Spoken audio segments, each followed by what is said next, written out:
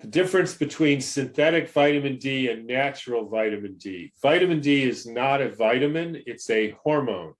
And it's one of probably at least 10 different chemicals, which are all made, as far as we can tell, by the interaction of the skin and probably our water and sunlight, and probably certain wavelengths of sunlight. And so then it's made in one place and it's a signal to have an effect on other places. So that is much more like the definition of a hormone than a vitamin, which meant a vital factor which came from food. There are some foods with vitamin D in it, but by far the best way is to get it through either the sunlight or some kind of lamp that mimics sunlight. And why is this important?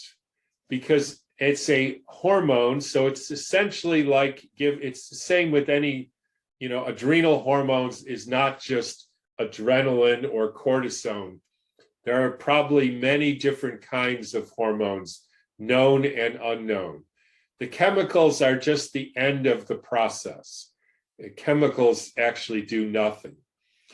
So this is a process of life and wave and energy interactions and energy communications.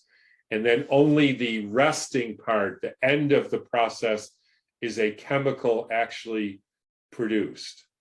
So anytime you take a chemical and say that's the actual active ingredient, number one, you're wrong.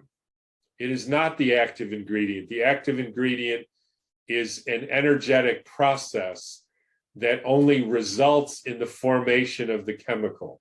It's the same argument as if you go and find footprints in the forest and you say they're made by a combination of water and soil, that's not true. They're made by an animal's foot.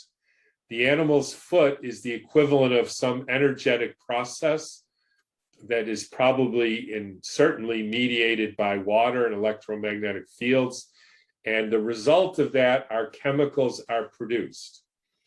If you take only one of these 10 or 12 different kinds of vitamin D, you will inhibit your body's energetic process, or if you want to put that in physical terms, you will inhibit the production of all the other 9 forms of this hormone.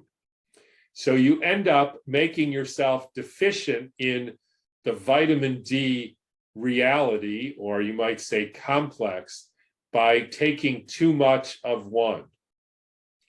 So then now you're deficient, which will obviously result in deficiency symptoms eventually, and you're having a pharmacological effect, just like prednisone. I'm not saying that giving high doses of synthetic vitamin D don't have an effect. Just like giving high doses of an adrenal hormone called prednisone, obviously it has an effect. The effect may be positive initially, and if then you keep doing it, it will kill you. We all know that. And just like we all know, if you do proper studies, that taking synthetic vitamin D will inhibit the vitamin D process, which is an energetic process. In a physical sense, it will inhibit your body's ability to make all the other types of vitamin D in whatever arrangement or interaction is needed.